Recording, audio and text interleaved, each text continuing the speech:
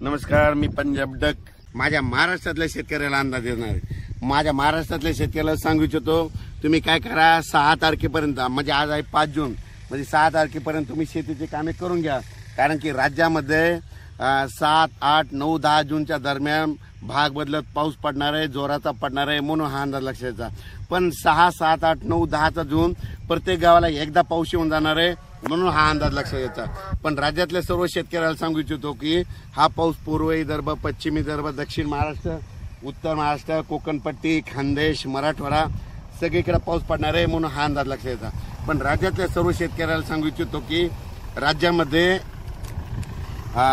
त्याच्यानंतर 13 तारीख म्हणजे 13 जून, 15, 13, 14, 15, 16, 17च्या दरम्यान राज्यात जोराचा पाऊस पडणार आहे, मुसळधार पडणार आहे, म्हणून हा अंदाज लक्षात घ्यायचा.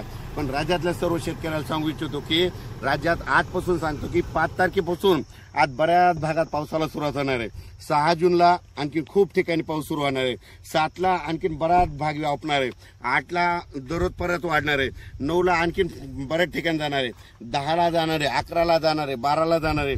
म्हणजे सांगायचं झालं तर पाऊस आता हळूहळू सुरू झाला, म्हणून हे लक्षात घ्यायचं. पण 7, 8, 9चा थोडा जास्त पडणार आहे आणि 13 ते 18चा मात्र जरा खूपच पडणार आहे, म्हणून हा अंदाज लक्षात घ्यायचा. ज्यांच्या शेतकऱ्याचं शेत दुरुस्त करायचे राहिले असतील, तुम्ही अनेक 2-3 दिवस राहिले, या 2-3 दिवसामध्ये शेत दुरुस्त करून घ्या. पाहू शकता मी हे संपूर्ण असं शेत सगळं दुरुस्त केलंय. आता थोडा पाऊस पडला आणि रान आंधळ झालं की लगेच पेरणीला सुरुवात करणार आहे. आणि ज्यांना असं म्हणजे रान आंधळ नसलं झालं तर तुम्ही पेरणीची नंतर पेरू शकता. ज्यांच्या जमिनीमध्ये ओल आहे तुम्ही पेरू शकतात, हे देखील सांगू इच्छितो. पण राज्यात मात्र म्हणजे आज आहे 5 पासूनच बऱ्याच ठिकाणी आज पावसाला सुरुवात होईल. 6ला वाढत जाईल, 7ला वाढत जाईल, 8ला वाढत जाईल, 9, 10, 11 असा पाऊस पडतच राहणार आहे. दररोज वेगवेगळा भाग घेत राहणार आहे, म्हणून हा अंदाज लक्षात घ्यायचा. त्याच्यानंतर 13 ते 18चा देखील खूप पडणार आहे, म्हणून हे लक्षात घ्यायचं.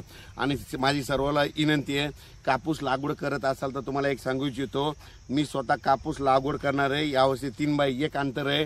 3x1 अंतरनं काय होतं, 1 एकरमध्ये 14,000 झाडं बसतात. जर कापसाचं झाड कमरा इतकं जरी असलं तर त्या कापसाला काय होतो, चांगला उतार येतो. आणि खताचं नियोजन एकदा फक्त रेगाटीला खत द्यायचा, परत खत द्यायचं नाही, काही नाही, फक्त पोळ्याची अर्धी बॅग युरिया द्यायची. आणि असं नियोजन केल्याच्या नंतर 3x1 12, 13, 14 क्विंटलपर्यंत कापूस निघतो, म्हणून हे देखील सगळ्यांनी करायचं. म्हणजे अंतर कमी करा, खर्च कमी करा. आपल्या जमिनीनुसार थोडं 3x नसलं तर 4x1 करा, पण थोडं अंतर कमी करून खर्च कमी करा, हे सांगू इच्छितो. पण राज्यात मात्र आज 5 तारखेपासूनच बऱ्याच ठिकाणी पावसाला सुरुवात होईल. हे पाहुणे म्हणते आमच्या इकडे पाऊस पडला, ते म्हणते आमच्या इकडे पाऊस पडला, अशी परिस्थिती चालू राहणार आहे, म्हणून हे लक्षात घ्यायचं. अचानक वातावरणात बदल झाला, उद्याचा एक मेसेज दिला जाईल. धन्यवाद.